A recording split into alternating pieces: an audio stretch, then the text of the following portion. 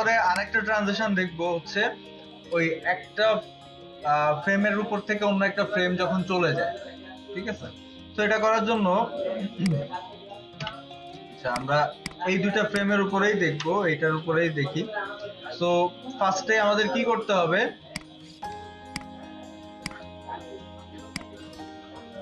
এবার দেখবো হচ্ছে আমরা গ্লিচ ট্রানজিশন। ঠিক আছে, গ্লিচ হয়ে যায় না, দেখবেন একটা ফ্রেজ থেকে অন্য ফ্রেজে যাওয়ার সময় গ্লিচ একটা ট্রানজিশন দেয়।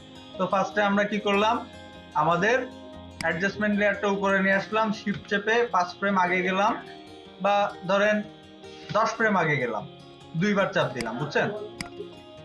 এই পর্যন্ত নিয়ে আসলাম, 10 ফ্রেম আগে পিছনে গেলাম, যে এই পর্যন্ত কাট করে নিয়ে আসলাম। এবার মাঝখান বরাবর আমরা আসলাম, চলে আসলাম মাঝ বরাবর, এসে এবার যাব হচ্ছে ইফেক্টে।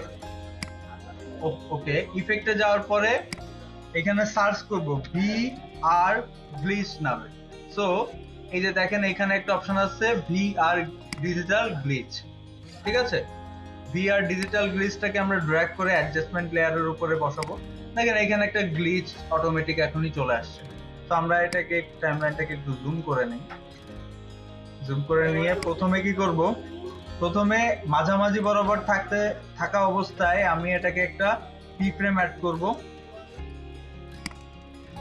আচ্ছা, আমরা মাঝখান বরাবর যাই, এইখানে আমাদের ভ্যালুটা এখান থেকে বাড়াই নিতে পারবো, কমাই নিতে পারবো। ধরেন কমপ্লিসিটি যদি আমরা বাড়াই দেই তাহলে এটা আর কি বেশি কমপ্লেক্স হয়ে যাবে। তারপরে হচ্ছে এখানে ডিস্টরশন রেট যদি বাড়াই দেই তাহলে ডিস্টরশন রেটটা বেড়ে যাবে। এরপরে হচ্ছে আপনার শেপ গুলো বাড়াইতে কমাইতে পারবেন, XYZ বরাবর যে কোনো জায়গা থেকে আপনি বাড়াইতে কমাইতে পারবেন। তো আমি এখান থেকে কমপ্লিসিটিটা একটা কি ফ্রেম অ্যাড করলাম, এভলিউশনে কালার এভলিউশনে আর ডিস্টরশন এভলিউশনে একটা কি ফ্রেম অ্যাড করলাম। এখান থেকে এইগুলাকে একটু বাড়াই দিলাম, ধরেন 50 ডিগ্রি করে দিলাম, অ্যারাউন্ড 50 ডিগ্রি। কালার এভলিউশনও ওরকম করে দিলাম, -50 ডিগ্রি বা -40 ডিগ্রি করলাম। এবার ফার্স্টে আসলাম, ফার্স্টে এসে অ্যামপ্লিটিউড এখানে 0, তো এখানে কি ফ্রেম অ্যাড করছিলাম আমি অলরেডি। সো এইগুলাকেও আর কি আমরা 0 করে কি ফ্রেম অ্যাড করে দিলাম। কমপ্লিসিটি ছিল হচ্ছে কত, 50, তাই না? সো এখান থেকে এবার এই যে কি ফ্রেম গুলো আছে এগুলাকে কপি করলাম, কন্ট্রোল-C দিয়ে একদম শেষ ফ্রেমে যে কন্ট্রোল-V দিয়ে পেস্ট করে দিলাম। তার মানে প্রথম কি ফ্রেম যা ছিল শেষের কি ফ্রেমও তাই হয়ে গেল। এবার দেখেন যদি প্লে করি, দেখছেন গ্লিচ হয়ে আসতেছে না?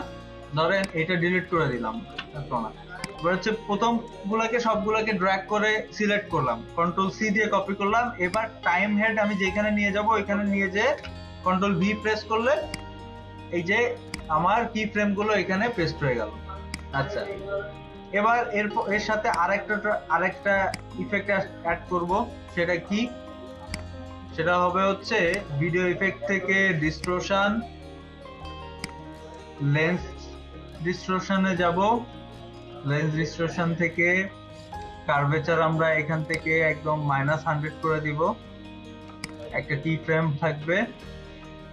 সরি, এখান থেকে আমরা 0 রেখে আরেকভাবে আমরা কি ফ্রেম অ্যাড করতে পারি। এখান থেকে থাকবে হচ্ছে 0, কি ফ্রেমটা ধরে একটু পিছনে নিয়ে গেলাম, আর একটা কি ফ্রেম অ্যাড করলাম 0-তে, শেষে দিয়ে দিলাম। এবার এইখানে -50 অ্যাড করে দিলাম, বা -80।